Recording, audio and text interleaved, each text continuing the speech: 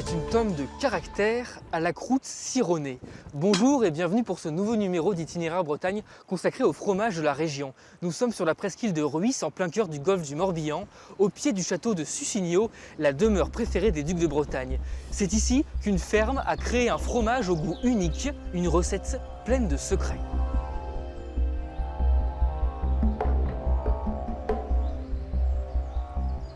Sur les hauteurs de Suscinio, une langue de terre sauvage, un repère idéal pour ces petites vaches de caractère. 25 ruminants de race bretonne pinoire, une race qui appartient au patrimoine breton mais qui a bien failli disparaître. Un choix de cœur pour cet éleveur, conquis par son lait riche en matières grasses. C'est un lait fromager, elle est beurrière, elle est fromagère. Elle est capable d'ingérer des fourrages grossiers et donc de pâturer sur des prairies plutôt pauvres de bord de mer, sud Morbihan, c'est sa région, c'est son secteur, quoi. Tout juste sorti des pies, le lait cru est transformé en fromage selon une recette tenue jalousement secrète. La tome de Gurvan et Isabelle sent bon le terroir jusque sur sa croûte. La fabrication est vraiment unique puisqu'on travaille beaucoup avec du lait chaud ici. Et le stade qu'on est en train de faire ici, c'est qu'on va saler au sel sec, au sel de Guérande, qui va permettre de bien faire une croûte sur le fromage. Et on va le sécher pendant 2 ou 3 jours sur des grilles avant d'être mis sur les étagères. Et après, on est sur entre 60 et 70 jours d'affinage. Cette cave d'affinage, l'œuvre d'une vie pour Gurvan et Isabelle. C'est un peu plus affiné déjà, ça.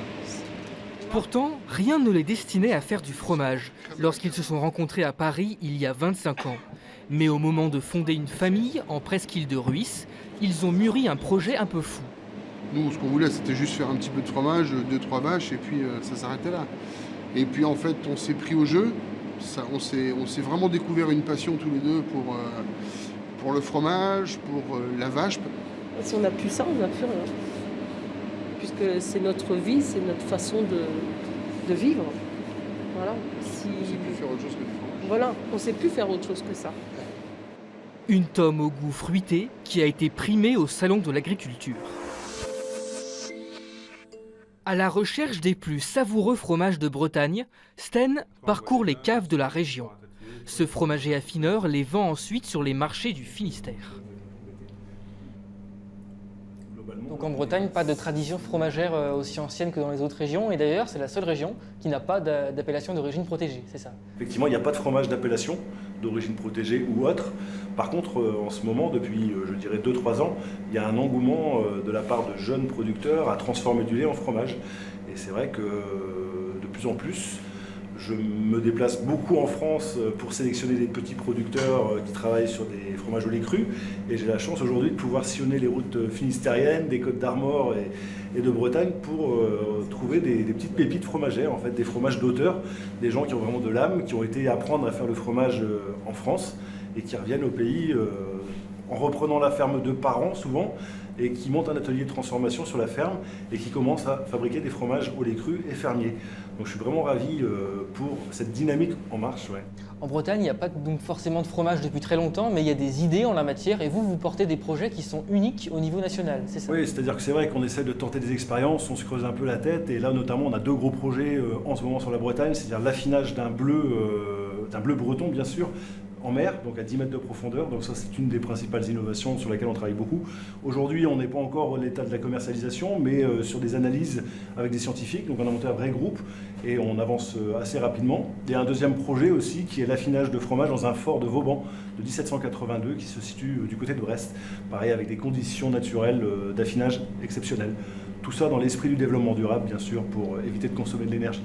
Alors si j'ai bien compris, l'un des paradoxes de la Bretagne en termes de fromage, c'est qu'il y a une tradition de fromage industriel avant le fromage fermier finalement.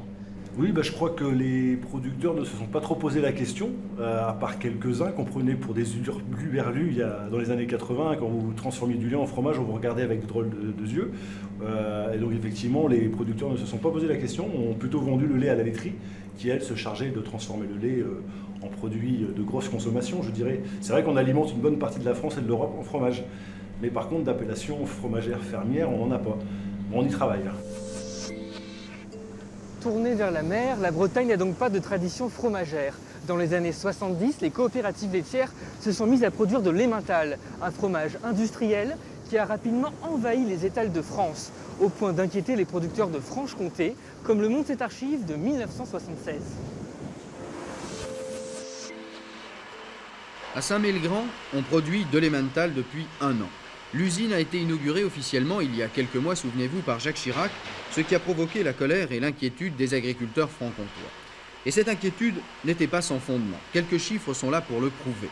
La Colive collecte 300 000 litres de lait par jour. La moitié est traitée pour la fabrication de l'emmental. 60 tonnes sur une semaine de 5 jours, 160 meules par jour, 3200 tonnes par an et bientôt 3500.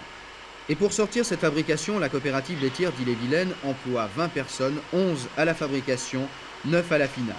Et parmi ce personnel, on trouve des fromagers franc-comtois ou d'anciens élèves de Poligny ou de Mamirol.